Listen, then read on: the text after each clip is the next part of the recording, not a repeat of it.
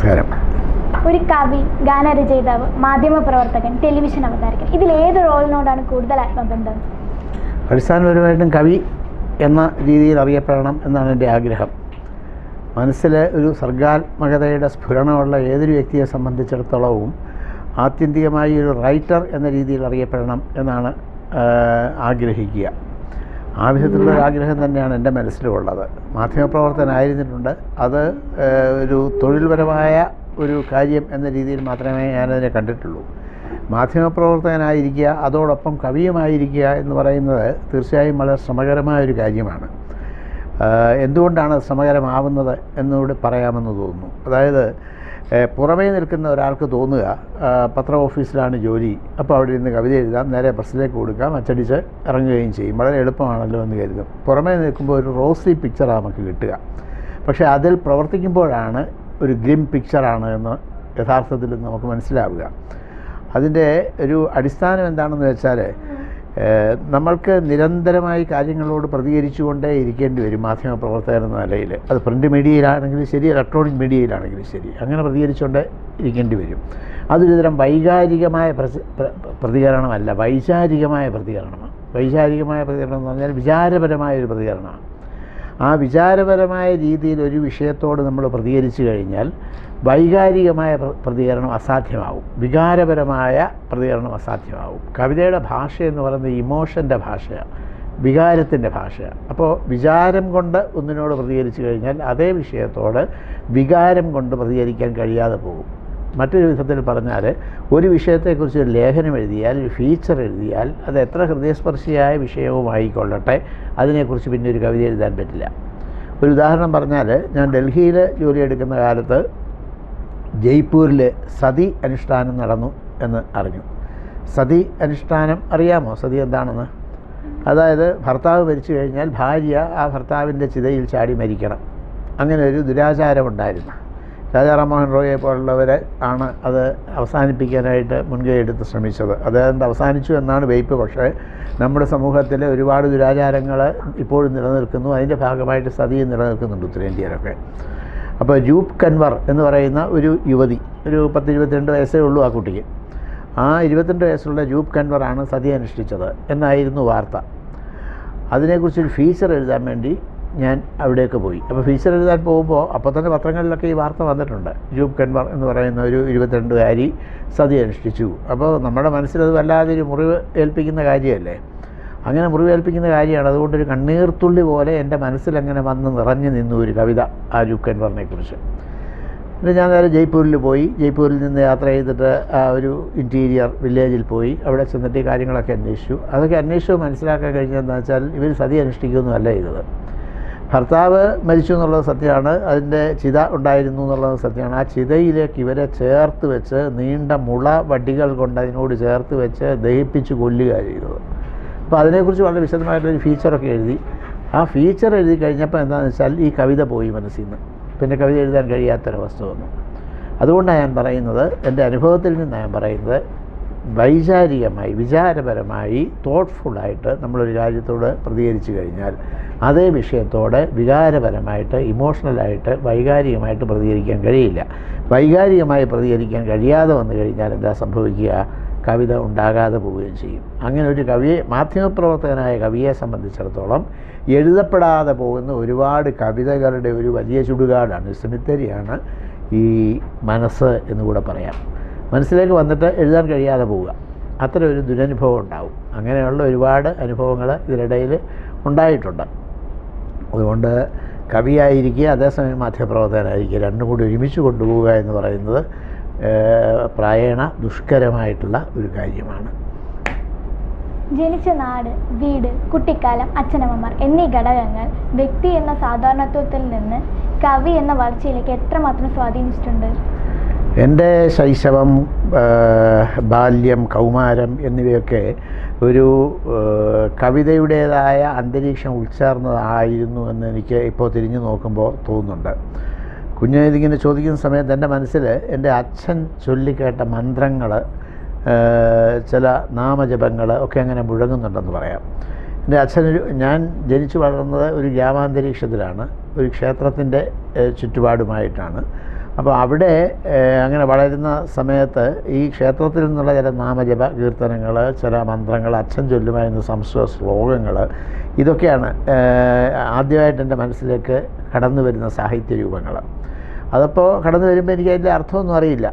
അർത്ഥം അറിയാതെ തന്നെയാണ് സിന്ദൂരാരുണ വിഗ്രഹം ത്രിനയനാം മാണിക്യ മൗലി സ്ഫുരൽത്താരാനായക ശേഖരാം സ്മിതമുഖിം അപീന പക്ഷോരുഹാം, ഇങ്ങനെയൊക്കെ കേൾക്കുന്ന സമയത്ത് ഞാനങ്ങനെ സ്പെൽ ബൗണ്ടായിട്ടിരുന്നിട്ടുണ്ട്.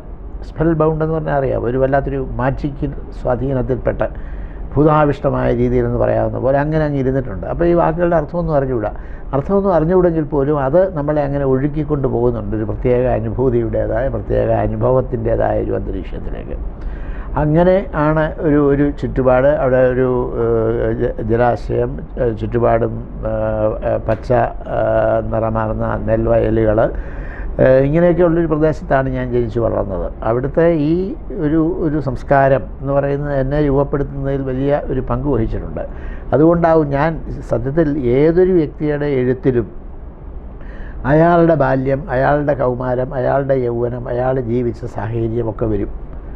അതുകൊണ്ട് വൈക്കം മുഹമ്മദ് ബഷീറിനോട് എന്തുകൊണ്ട് 4 കെട്ട് എഴുതിയില്ല എന്ന് ചോദിക്കരുതെന്നും, MTയോട് എന്തുകൊണ്ട് പാത്തുമ്മയുടെ ആട് എഴുതിയില്ല എന്ന് ചോദിക്കരുത് എന്നും പറയുന്നത്. ഓരോരുത്തർക്കും അവർ ജീവിച്ച ജീവിതത്തിൽ നിന്നുള്ള കൃതികളെ എഴുതാൻ പറ്റും. അതുകൊണ്ട് മറ്റൊരു വിധത്തിലുള്ള കൃതി എന്തുകൊണ്ട് എഴുതിയില്ല എന്ന് ചോദിച്ചുകൂടാ. അപ്പോൾ എൻ്റെ കവിതകളിലും അതിൻ്റെ ഒരു നിഴൽ വീണ് കിടക്കുന്നുണ്ടാകും തീർച്ചയായും. അതിൻ്റെ നിഴൽ വീണ് കിടക്കുമ്പോൾ തന്നെ ഞാൻ അതിൽ നിന്ന് വലിയ തോതിൽ കുതറി മാറാൻ ശ്രമിച്ചിട്ടുമുണ്ട്. ട്രഡീഷൻ്റെ ഒരു തടവ് പുള്ളിയായിട്ട് കിടക്കാൻ ഞാൻ ആഗ്രഹിച്ചിട്ടില്ല. ഒരു പാരമ്പര്യമുണ്ട്, ആ ഒരു സംസ്കൃതിയുണ്ട്. ആ സംസ്കൃതിയും പാരമ്പര്യവും ഒക്കെ തരുന്ന ഊർജ്ജഗണങ്ങളുണ്ട്. അത്തരം ഊർജ്ജഗണങ്ങൾ കൊണ്ട് നമുക്ക് ഭാവിയിൽ ചില വിളക്ക് കത്തിക്കാൻ സഹായിക്കും അത് എന്നുള്ള ബോധ്യവും എനിക്കുണ്ട്. പക്ഷേ അവിടെ ഒരു തടവിൽ എന്ന രീതിയിൽ കിടന്നിട്ടില്ല, തളം കെട്ടി കിടന്നു കഴിഞ്ഞാൽ പിന്നെ അത് മലീമസമായി പോവുക ഏത് ജലവും. അതുകൊണ്ട് അങ്ങനെ ആ ട്രഡീഷനിൽ അങ്ങ് കൺഫൈൻഡായി പോകാതെ പുതിയ കാലഘട്ടത്തിൻ്റെ ആശയങ്ങളൊക്കെ ഉൾക്കൊണ്ടുകൊണ്ട് ഞാൻ എന്നെ തന്നെ ഒന്ന് നവീകരിക്കുന്നതിന്, മാറ്റിയെടുക്കുന്നതിന് നിരന്തരം ശ്രമിച്ചു പോന്നിട്ടുണ്ട്. കേരളത്തിലെ എക്കാലത്തെയും 2 പ്രഗത്ഭ മുഖ്യമന്ത്രിമാർ ശ്രീ E.K. നായനാരും ശ്രീ പിണറായി വിജയനും, ഇവർ 2 പേർക്കൊപ്പം പ്രസ് സെക്രട്ടറിയായും ഉപദേഷ്ടാവായും പ്രവർത്തിച്ചതിനെക്കുറിച്ചും പ്രവർത്തിക്കുന്നതിനെക്കുറിച്ചും ഒന്ന് പറയാമോ? രണ്ടുപേരും ഒരേ പശ്ചാത്തലത്തിൽ നിന്ന് വന്നിട്ടുള്ളവരാണ്. രണ്ടുപേരും ഒരേ രാഷ്ട്രീയ വിശ്വാസത്തെ പ്രതിനിധീകരിച്ചു പോന്നിട്ടുള്ളവരാണ്. അതുകൊണ്ട് അടിസ്ഥാനപരമായി ഇവരുടെ പ്രവർത്തന രീതികളിൽ വലിയ വ്യത്യാസമുണ്ട് എന്ന് പറഞ്ഞുകൂടാ. ഇവർക്ക് ഉണ്ടായിട്ടുള്ള ഒരു വലിയ പ്രത്യേകത എന്താണെന്ന് വെച്ചാൽ, അവർ യഥാർത്ഥത്തിൽ എന്താണോ അത് ആ രീതിയിൽ തന്നെ സമൂഹ മധ്യത്തിൽ അവതരിപ്പിക്കുന്ന ഒരു ആത്മാർത്ഥതയുടേതായ എലിമെൻ്റുണ്ട്. അല്പം പരിക്കനായി തോന്നുക. ഇപ്പോൾ പലപ്പോഴും മുഖ്യമന്ത്രിയെക്കുറിച്ചൊക്കെ വരുന്നൊരു വിമർശനം അതാണ്, വളരെ പരിക്കനാണ്. അതെന്താണെന്ന് വെച്ചാൽ വളരെ ജെനുവിനായതുകൊണ്ടാണ്. വേണമെങ്കിൽ ഇതൊക്കെ മാറ്റിയിട്ട് മറ്റൊരു വിധത്തിലുള്ള ഒരു മേലങ്കി അണിഞ്ഞുകൊണ്ട് വേണമെങ്കിൽ വരാം. അങ്ങനെ വരേണ്ടതില്ല എന്ന് തീരുമാനിച്ചു. ഞാൻ ആരാണോ, ഞാൻ എന്താണോ അതായി തന്നെ സമൂഹത്തിൻ്റെ മുമ്പിൽ നിൽക്കുക. അതല്ലാതെ ഒരു മുഖപടം അണിഞ്ഞുകൊണ്ട് പോയി നിൽക്കുക സമൂഹത്തിൻ്റെ മധ്യത്തിൽ. അത് വേണമെങ്കിലും ചെയ്യാം. അങ്ങനെ ചെയ്യുന്ന ഒരു രീതി ഈ 2 പേർക്കും ഇല്ലായിരുന്നു. അതായത് പൊതു സ്വീകാര്യതയ്ക്ക് വേണ്ടി നമ്മൾ എത്ര മാറണമെന്ന് ആലോചിച്ച് അതിനനുസരിച്ച് നമ്മളെ മാറ്റിയെടുക്കുന്ന രീതി, അത് ഒരു കാപട്യമാണെന്ന് ഞാൻ പറയും. ആ കാപട്യം ഇല്ലായിരുന്നു. ആ നിലയ്ക്ക് ആത്മാർത്ഥമായിട്ട് ജനങ്ങളുടെ പ്രശ്നങ്ങളിൽ ഇടപെടുക, അത് മനസ്സിലാക്കി അത് കഴിയാവുന്ന വിധത്തിൽ പരിഹരിച്ചു പോകാൻ ശ്രമിക്കുക. ഈ രീതിയാണ് 2 പേരിലും ഉണ്ടായിട്ടുള്ളത്. 2 പേർക്കും അതിന് വേണ്ട ഒരു ഊർജം പകർന്നു കൊടുത്തിട്ടുള്ളത് അവരുടെ വിശ്വാസ പ്രമാണങ്ങളും അവരുടെ പ്രത്യയശാസ്ത്രബോധവും അവരുടെ നാട്ടിൻപുറ രാഷ്ട്രീയ സംസ്കാരവും ഒക്കെ തന്നെയാണ് എന്നും എനിക്ക് തോന്നുന്നുണ്ട്. ശ്യാമമാധവ് ബന്ധപ്പെട്ട് ഒരു വിവാദമുണ്ടായല്ലോ. ഒരു കവിയെ അദ്ദേഹത്തിൻ്റെ രാഷ്ട്രീയം നോക്കി അകറ്റി നിർത്തുന്നത് കാലത്തിന് ചേർന്ന നീതിയായിട്ട് എനിക്ക് തോന്നുന്നുണ്ടോ? ശ്യാമമാധവത്തെക്കുറിച്ച് വിവാദമുണ്ടായി. ശ്യാമമാധവം മലയാളം എന്ന സമകാലിക മലയാളം എന്ന പ്രസിദ്ധീകരിച്ചു വരികയായിരുന്നു. അങ്ങനെ പ്രസിദ്ധീകരിച്ചു വരുന്നതിനിടയിൽ വെച്ച് ഞാൻ ആ സമയത്തൊരു രാഷ്ട്രീയ ലേഖനം എഴുതി. ആ ലേഖനത്തോടുള്ള രാഷ്ട്രീയ വിയോജിപ്പ് കൊണ്ട് അതിൻ്റെ പത്രാധിപർ അത് നിർത്തിവെക്കുന്നതായി അറിയിച്ചു. അപ്പോൾ ഒരു സാഹിത്യകൃതിയെ സമീപിക്കുമ്പോൾ ആ സാഹിത്യകൃതി ഒരു ശ്യാമമാധവം 10-15 ലക്കങ്ങളിലായിട്ട് പ്രസിദ്ധീകരിക്കേണ്ടതാണ്. അങ്ങനെ പ്രസിദ്ധീകരിക്കാമെന്ന് പറഞ്ഞ് എൻ്റെ കയ്യിൽ നിന്ന് വാങ്ങിയതാണ്.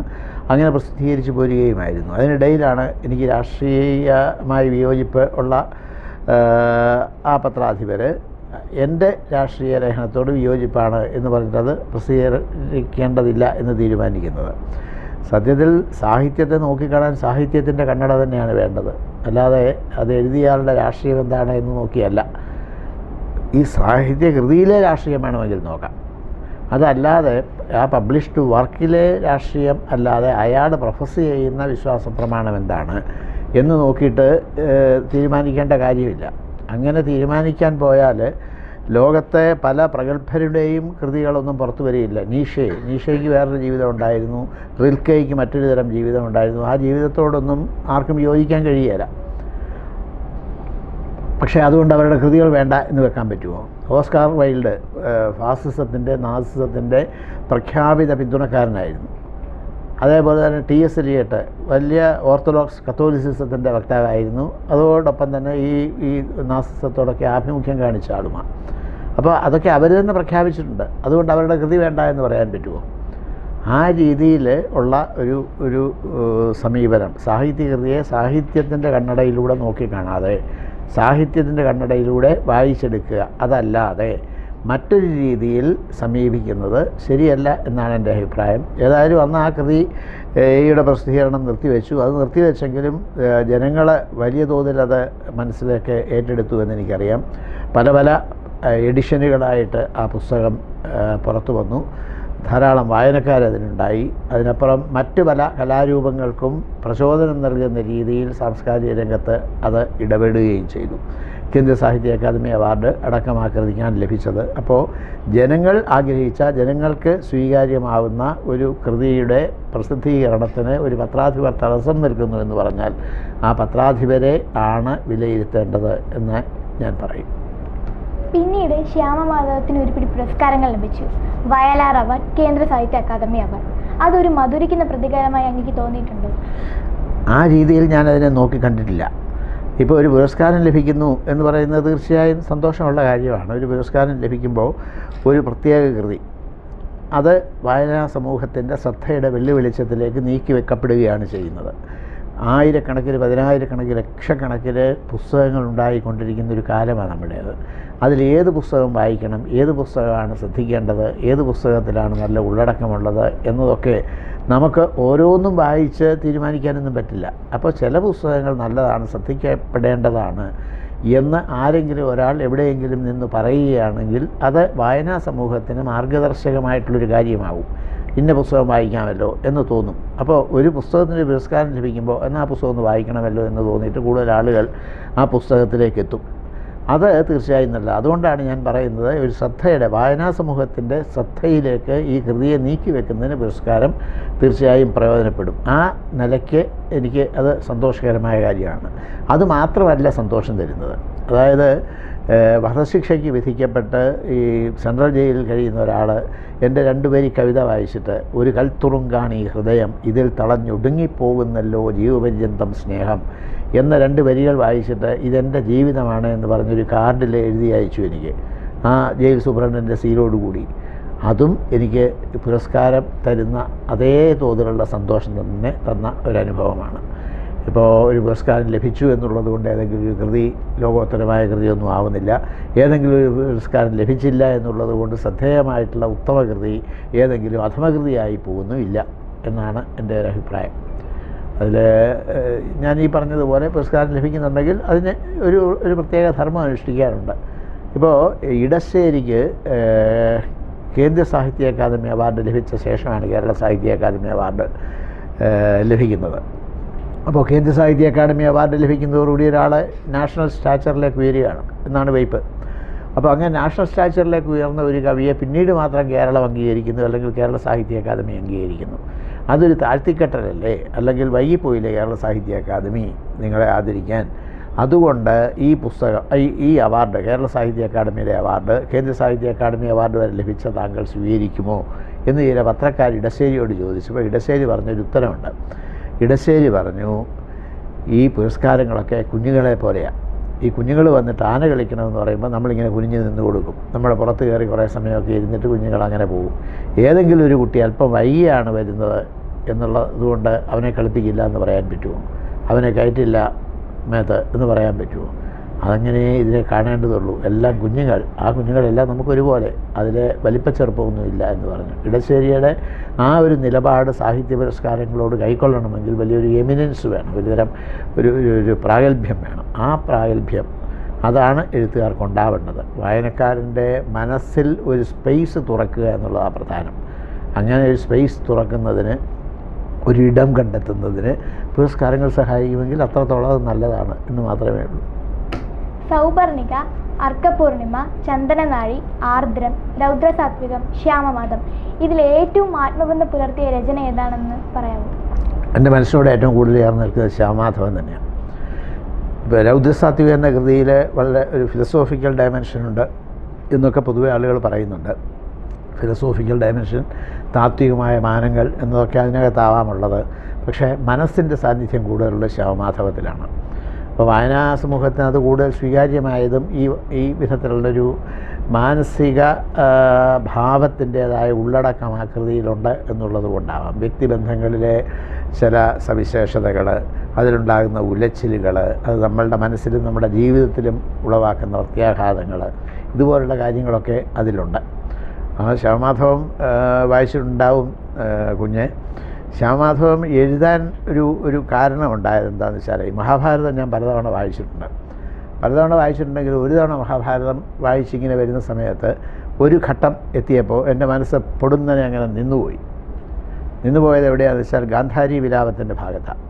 ഗാന്ധാരി വിലാപത്തിൻ്റെ ഭാഗത്ത് ഗാന്ധാരിയുടെ ഒരു വിലാപ നിങ്ങൾക്കറിയായിരിക്കുന്നുണ്ട്. അതായത് നല്ല മരതകക്കല്ലിനോടൊത്തു ഒരു കല്യാണരൂപൻ കുമാരൻ മനോഹരൻ ചൊല്ലെഴും അർജുനൻ തൻ്റെ തിരുമകൻ വല്ലഭീ വല്ലഭ നിൻ്റെ മരുമകൻ കൊല്ലാതെ കൊള്ളാഞ്ഞതെന്തു നീ എന്ന് ചോദിക്കുന്നുണ്ട് കൃഷ്ണനുള്ള. ഇവരെല്ലാം എൻ്റെ മക്കൾ തന്നെയാണ്, അവരെല്ലാം നിനക്ക് കൊല്ലാതിരിക്കാമായിരുന്നില്ലേ?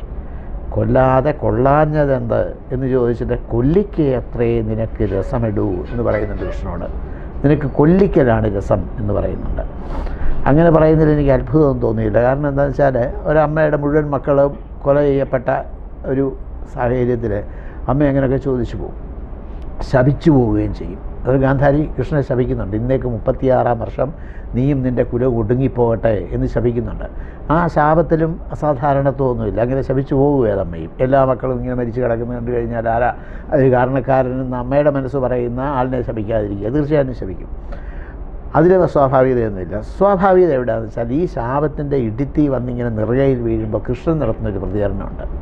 കൃഷ്ണൻ പറയുന്നത്, അങ്ങനെ തന്നെ വരേണമെന്നുള്ളതുണ്ട് ഇങ്ങെനിക്കും മനക്കാമ്പിൽ സുബലജയെന്ന്. അങ്ങനെ തന്നെ വരണമെന്നുള്ളതുണ്ട് ഇങ്ങെനിക്കും മനക്കാമ്പിൽ സുബലജ. അങ്ങനെ തന്നെയാണ് എനിക്ക് വരേണ്ടത്, അതാണ് ഞാനും ആഗ്രഹിക്കുന്നത് എന്നാണ് കൃഷ്ണൻ പറയുന്നത്. ഇതവിടെ മാത്രമല്ല പറയുന്നത്. കൃഷ്ണൻ ഈ വേടൻ്റെ അമ്പേറ്റ ആണല്ലോ അന്ത്യം. ആ വേടൻ്റെ അമ്പേറ്റ് കഴിഞ്ഞിട്ട് ഞാൻ കൃഷ്ണനാണെന്ന് അറിഞ്ഞിരുന്നില്ല, അങ്ങനെ തെറ്റി അയച്ചു പോയതാണ് ഈ അമ്പ്, ക്ഷമിക്കണമെന്നൊക്കെ പറയുമ്പോൾ അജാനതാ കൃതമിതം എന്ന് പറയും, അറിയാതെ ചെയ്തു പോയതാണ് എന്ന് പറയുമ്പോൾ ആ ആളോടും കൃഷ്ണൻ പറയുന്നത് ഇത് തന്നെയാണ്, അങ്ങനെ തന്നെയാണ് എനിക്ക് വരേണ്ടതെന്ന്.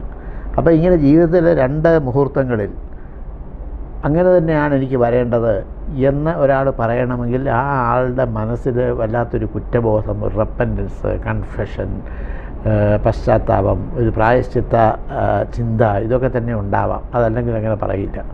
അങ്ങനെ പറയാൻ എന്തെങ്കിലും ഉണ്ടാകുമോ എന്നിങ്ങനെ ഞാൻ കൃഷ്ണൻ്റെ ജീവിതം മുന്നത്തെ ഒന്ന് ആലോചിച്ചു. അത് ആലോചിച്ചപ്പോൾ എൻ്റെ മനസ്സിൽ മറ്റൊരു കാര്യം വന്നു. എന്താണെന്ന് വെച്ചാൽ, കൃഷ്ണനെക്കുറിച്ച് പൊതുവേ പറയപ്പെട്ടിട്ടുള്ളതല്ല, എല്ലാ കവികളും പാടിയിരിക്കുന്നത് ആ സന്തോഷത്തിൻ്റെ ഒരു മൂർത്തിമത് ഭാവമാണ് കൃഷ്ണനെന്ന്. ആനന്ദ ചിന്മയ ഹരി എന്നാണ് കൃഷ്ണനെ വിളിക്കുന്നത് തന്നെ. ആനന്ദ ചിന്മയനായ ഹരി എന്നാണ് വിളിക്കുന്നത്. അത് ചെന്താമരക്കണ്ണനുണ്ടോ കരഞ്ഞിട്ടുള്ളൂ എന്നാണ് ചോദിക്കുന്നത്. ചെന്താമരക്കണ്ണൻ കരഞ്ഞിട്ടില്ല, ജീവിതത്തിലുടനീളം സന്തോഷിങ്ങനെ നടന്നിട്ടേ ഉള്ളൂ. നമ്മളുടെയൊക്കെ മനസ്സിലെ കൃഷ്ണനും അങ്ങനെയാണ്. ഗോപികുമാരി കുളിക്കുമ്പോൾ അവിടെ പോയിട്ട് അവരുടെ വസ്ത്രമൊക്കെ എടുത്തുകൊണ്ട് പോവുക, വെണ്ണ കട്ട് തിന്നുക, ഇങ്ങനെയുള്ള കാര്യങ്ങളിലൂടെ സഞ്ചരിച്ച് പോയൊരു കൃഷ്ണനെ നമുക്കും അറിയാവുന്നത്. പക്ഷേ കൂടുതൽ അങ്ങോട്ട് ആഴത്തിലിറങ്ങി ചെന്ന് നോക്കിയപ്പോൾ കൃഷ്ണന് ചിരിക്കാൻ ജീവിതത്തിൽ സമയം കിട്ടി കാണുകയില്ലെന്ന് എനിക്ക് തോന്നി. അതായത് ഗർഭാവസ്ഥയിൽ തന്നെ ജയിലില്ല, ജനിക്കുന്നത് ജയിലിൽ, ജനിച്ച ഉടനെ തന്നെ അച്ഛനമ്മമാരിൽ നിന്ന് പറിച്ചെറിയപ്പെടുന്നു. പിന്നെ ഏതോ ഒരിടത്ത് ഈ അച്ഛനമ്മമാരെ കാണാൻ പോലും കഴിയാത്ത വിധത്തിൽ ഒരിടത്ത് പോയി കഴിയേണ്ടി വരുന്നു. അവിടെ കളിക്കാനെടുക്കുന്ന ചക്രത്തിൽ കുടിക്കുന്ന മുലപ്പാലിൽ വരെ വിഷം, ഏത് നിമിഷത്തിലും വധിക്കപ്പെടാവുന്ന ഒരവസ്ഥ. ഈ വധഭീഷണിയിൽ ഈ ശൈശവവും ബാല്യവും ഒക്കെ മുമ്പോട്ട് കൊണ്ടുപോകേണ്ടി വരുന്നു. അത് കഴിഞ്ഞ് രാധ എന്നൊരാളെ കാണുന്നു, ആ രാധയോട് സ്നേഹമുണ്ടാകുന്നു, ആ സ്നേഹം സഫലമാവാതെ പോകുന്നു. അതിനുശേഷം ഇങ്ങനെ ഈ പാണ്ഡവരും കൗരവരും തമ്മിലുള്ള വഴക്ക് നടന്നുകൊണ്ടിരിക്കുക, അതിനിടയിൽ ദൂത് പോകുന്നു. ദൂത് പോയിട്ട് നാണം കെട്ട് മടങ്ങി വരേണ്ടി വരുന്നു. അത് കഴിഞ്ഞ് വലിയൊരു യുദ്ധത്തിലേക്ക് പോകുന്നു. ആ യുദ്ധത്തിലേക്ക് നയിച്ചവൻ എന്നുള്ള പേര് കേൾക്കേണ്ടി വരുന്നു. മോഷ്ടാവ് എന്നുള്ള പേര് കേൾക്കേണ്ടി വരുന്നു. 16,008 സ്ത്രീകളുടെ ഭർത്താവ് എന്നുള്ള ആക്ഷേപം കേൾക്കേണ്ടി വരുന്നു. ഇതെല്ലാം കഴിഞ്ഞിട്ട് ഈ ഒരു യുദ്ധത്തിലേക്ക് നയിച്ച ഒരു വലിയ ഒരു മനുഷ്യരുടെ കൂട്ടക്കുരുതി, അതിന് കാരണക്കാരനായവൻ എന്ന പേര് കേൾക്കേണ്ടി വരുന്നു. അനന്തരവനായിട്ടുള്ള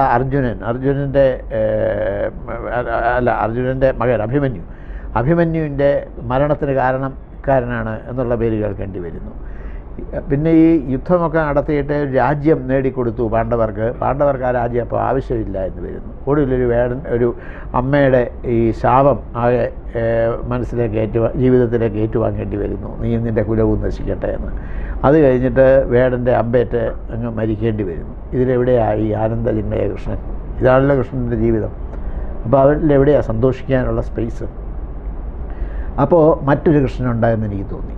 ആ മറ്റൊരു കൃഷ്ണൻ, അതായത് കരയുന്നൊരു കൃഷ്ണൻ, കുറ്റബോധത്തിൽ നീറുന്ന, ചെയ്തത് പലതും തെറ്റായിപ്പോയി എന്ന ഒരു ചിന്തയിൽ നീറുന്ന ഒരു കൃഷ്ണൻ, ആ ഒരു കൃഷ്ണനെയാണ് ഞാൻ ശ്യാമമാധവത്തിൽ അവതരിപ്പിച്ചത്. അപ്പോൾ അതുവരെ മലയാള സാഹിത്യം അവതരിപ്പിച്ചിട്ടില്ലാത്തൊരു പുതിയ കൃഷ്ണൻ, അതാണ് ആ ശ്യാമമാധവത്തിൻ്റെ മൗലികത എന്ന് പറയുന്നത്, ഒറിജിനാലിറ്റി എന്ന് പറയുന്നത്. ആ കൃതി വായനാ സമൂഹത്തിന് ഇഷ്ടപ്പെട്ടു എന്നുള്ളതിൻ്റെ ചില മാനിഫെസ്റ്റേഷൻസാണ് ഈ അവാർഡുകളൊക്കെ തന്നെ. അല്ലെ പുസ്തകം കൂടുതൽ പതിപ്പുകൾ ഇറങ്ങുന്നത്. ആ പുസ്തകത്തെ മുൻനിർത്തി കഥാപ്രസംഗം, മോഹിനിയാട്ടം, ഭരതനാട്യം, നാടകം, നൃത്തനാടകം, മ്യൂറൽ പെയിൻറ്റിങ്സ്, ഇതുപോലുള്ള പല പല കലാരൂപങ്ങൾ വരുന്നു ശ്യാമമാധവത്തെ ബേസ് ചെയ്ത്. അതൊക്കെ ശ്യാമമാധവത്തിന് ലഭിക്കുന്ന വലിയൊരു സ്വീകാര്യതയാണ്. കൃഷ്ണനെ മറ്റൊരു രീതിയിൽ ഞാൻ കണ്ടു. ആ രീതിയിൽ കണ്ടത് അങ്ങനെ കാണാൻ പാടില്ല, അത് ദൈവനിന്ദയാണ് എന്ന് കരുതുന്നവരുണ്ട്. അവർ ആ കൃതിക്കെതിരെ കേസ് കൊടുക്കുകയൊക്കെ ചെയ്തു. അത് മറ്റൊരു കാര്യം. എങ്കിൽ പോലും മറ്റൊരു കൃഷ്ണൻ എന്ന ആ സങ്കല്പം സ്വീകരിക്കപ്പെട്ടു. ആനന്ദ ചിന്മയ ഹരിയെ വിഷാദ ചിന്മയ ബിംബം കൊണ്ട് പകരം വെച്ചു എന്ന് ലീലാവതി ടീച്ചർ പറഞ്ഞു. പോസിറ്റീവായിട്ടാണ് പറഞ്ഞിരിക്കുന്നത്. അത് ആ കൃതിക്ക് ലഭിച്ച ഏറ്റവും വലിയ അംഗീകാരമായിട്ട് ഞാൻ കരുതുന്നു. ഏത് അവാർഡിന് മേലെയാണെന്ന് ഞാൻ കരുതുന്നു. പദസമ്പത്ത്, കാലിക കവികളോടും ശൈലികളോടും കൊണ്ടുള്ള അകലം പാലിക്കൽ, എഴുത്തിലെ ക്ലാസിക് പാരമ്പര്യം കാത്തു സൂക്ഷിക്കൽ, അതൊക്കെ എങ്ങനെ സാധിക്കുന്നു? ഈ പദസ്വാധീനം, അതായത് ഡിക്ഷൻ എന്ന് പറയുന്നത് വളരെ സമ്പന്നമായിട്ടുള്ളൊരു കാവ്യാനുശീലനത്തിൻ്റെ പശ്ചാത്തലം ഉണ്ടെങ്കിലേ ഉണ്ടാവും. ആ കാവ്യാനുശീലനത്തിൻ്റെ പശ്ചാത്തലത്തിൻ്റെ തുടക്കം എന്ന് പറയുന്നത് ഞാൻ നേരത്തെ പറഞ്ഞതാണ്. അതായത് ചില മന്ത്രങ്ങളോ ശ്ലോകങ്ങളൊക്കെ കേട്ട് വന്ന ഒരു പരിചയം. അതിനുശേഷം ഇങ്ങോട്ടാണെങ്കിലും ധാരാളമായി ഞാൻ വായിച്ചിട്ടുണ്ട്. സ്കൂളിലൊക്കെ പഠിക്കുമ്പോഴൊക്കെ, സ്കൂളിൽ പഠിക്കുമ്പോൾ തന്നെ ആശാനെ ഉള്ളൂരിനെ വള്ളത്തോളിനെയൊക്കെ മുഴുവൻ വായിച്ച് തീർത്തിട്ടുണ്ട്. അപ്പോൾ അതിലൂടെ വരുന്ന ഒരു പദസമ്പത്തുണ്ട്. അതാണ് ഒരു ഡിക്ഷൻ, ഒരു പദസ്വാധീനം എന്ന് പറയുന്നത്. വൊക്കാബുലറി നമ്മുടെ കൂടുക, ഓരോ ഭാവത്തിനുമനുസരിച്ച് ഉചിതമായ പദം തോന്നുക. ഭാരതി പദാവലി തോന്നണം കാലേ കാലേ എന്ന് എഴുത്തച്ഛൻ പ്രാർത്ഥിച്ചിട്ടുണ്ടെന്ന് പറയലേ. ഉചിതമായ പദം ഉചിതമായ സന്ദർഭത്തിൽ ഉചിതമായ രീതിയിൽ നമ്മളുടെ മനസ്സിൽ തോന്നണം. It should occur in our mind. ആ വേർഡിന് വേണ്ടി നമ്മളിങ്ങനെ ശബ്ദാരാവലി ഒന്നും നോക്കുകയല്ല. ഇപ്പോൾ ശബ്ദാരാവലി നോക്കുകയല്ല എന്ന് ഞാൻ പറയുന്നത് എന്തുകൊണ്ടാണെന്ന് വെച്ചാൽ, ഒരാൾ അടുത്തിടെ ഒരു ഇൻ്റർവ്യൂവിൽ പറയുന്നത് കണ്ടു, ഇപ്പോൾ കവിത എഴുത്തൊക്കെ വളരെ എളുപ്പമാണ്. എന്തുകൊണ്ടാണെന്ന് വെച്ചാൽ നമുക്ക് തോന്നുന്ന വാക്ക് ഏതാണോ ആ വാക്ക് വെച്ച് കവിത എഴുതാം. പണ്ടാണെങ്കിൽ അങ്ങനെയല്ല. ഇപ്പോൾ സൂര്യൻ എന്ന് നമുക്ക് എഴുതണമെന്ന് തോന്നിയാൽ സൂര്യൻ എന്ന് എഴുതാം.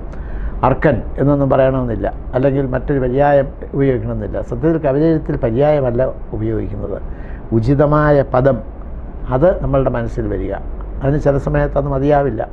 ഇപ്പോൾ മഹാഭാരതത്തിൽ ഭീഷ്മർ സരസയ്യെ കിടക്കുന്നുണ്ട്. ആ സരസയ്യെ കിടക്കുമ്പോൾ അദ്ദേഹത്തിന് ദാഹിക്കുന്നു. അപ്പോൾ ദാഹിക്കുന്നു ഭീഷ്മർക്ക് എന്നെഴുതിയാൽ പോരെ, എഴുതിയാൽ മതി. പക്ഷേ അവിടെ പറയും ദാഹമുണ്ടേറ്റമെന്നാൻ നദീനന്ദനൻ എന്നാണ് പറയുന്നത്. നദീനന്ദനൻ ദാഹമുണ്ടെന്ന് പറയുന്നു. ഭീഷ്മർ നദിയുടെ മകനാണ്. അപ്പോൾ ആർക്ക് ദാഹിച്ചാലും നദിക്കോ നദിയുടെ മകനോ ദാഹിച്ചുകൂടാത്തതാണ്. അപ്പോൾ ആ നദിയുടെ മകന് ദാഹിക്കുന്നു എന്ന് പറയുമ്പോൾ ആ ദാഹത്തിൻ്റെ തീവ്രത എത്രയാണ്? ആ തീവ്രതയെ ധ്വനിപ്പിക്കാൻ ഭീഷ്മരെന്ന് പറഞ്ഞാൽ മതിയാവില്ല ഇവിടെ. അങ്ങനെയാണ് മറ്റൊരു പദം തിരഞ്ഞെടുക്കുന്നത്. അത് ശബ്ദധാരാവലി നോക്കിയിട്ടല്ല, അത് മനസ്സിൽ ഉണ്ടാവുക. അത് കവിത്വമുള്ളവരുടെ മനസ്സിലുണ്ടാവും.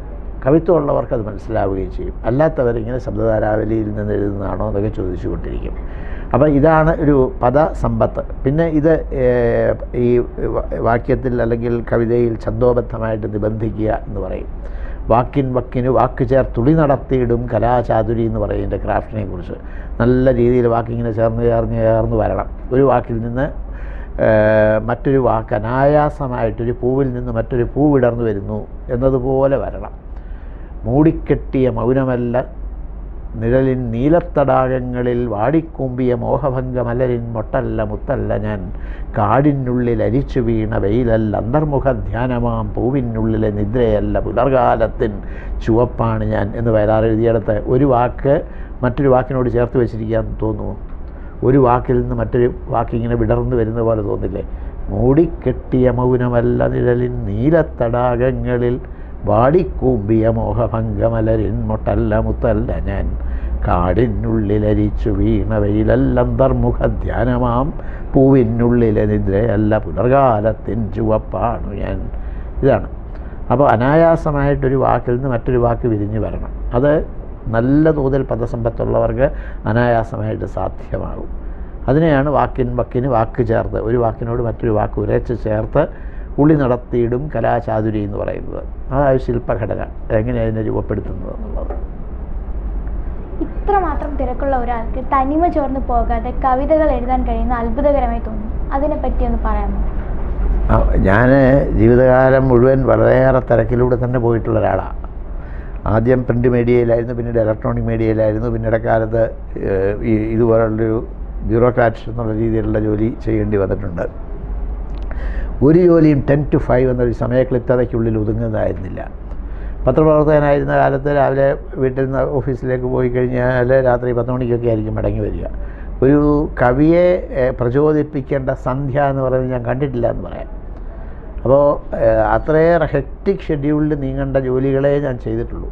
പക്ഷേ എനിക്ക് തോന്നുന്നത് ഈ തിരക്കുകൾക്കൊക്കെ ഇടയിലും മനസ്സിൽ കവിതയുണ്ടെങ്കിൽ ഏത് കരിമ്പാറക്കെട്ടിനുള്ളിൽ നിന്നാണെങ്കിലും അതിനുള്ളിലൊരു നീരുറവയുണ്ടെങ്കിൽ അത് പുറത്തേക്ക് ഒഴുകി വരുമെന്ന് പറയുന്നത് പോലെ വളരെ സ്വാഭാവികമായിട്ട് നമ്മളറിയാതെ തന്നെ ആ കവിത പുറത്തേക്ക് വരും.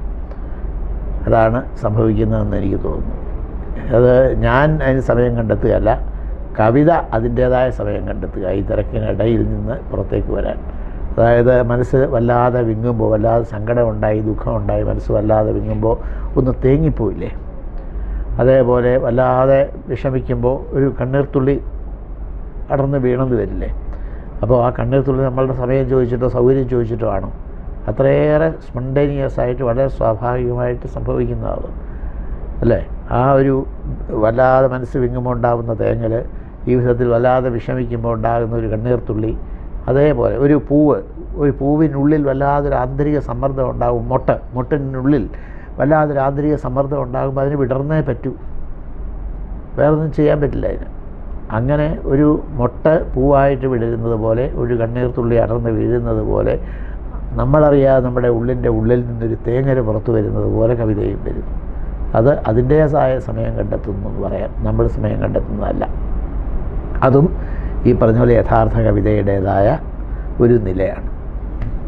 ഇത്രയും തിരക്കിനിടയിൽ ഞങ്ങൾക്ക് വേണ്ടി കുറച്ച് സമയം ചെലവഴിച്ചതിന് ഞാൻ എൻ്റെയും Karthika Thirunal government VN for girls മണക്കാടിൻ്റെയും പേരിൽ നന്ദി അറിയിക്കുന്നു. വളരെ വളരെ സന്തോഷം. കാർത്തിക തിരുനാളിലെ കുട്ടികൾ, ആ സ്കൂളിലെ കുട്ടികൾ ഇതുപോലെ കവിതയെയൊക്കെ സ്നേഹിക്കുന്നു, ഭാഷയെ സ്നേഹിക്കുന്നു, നമ്മുടെ സംസ്കാരത്തെ സ്നേഹിക്കുന്നു എന്നൊക്കെ അറിയുന്നതിലുള്ള സന്തോഷം ചെറുതല്ല. വളരെ സന്തോഷം. നന്ദി.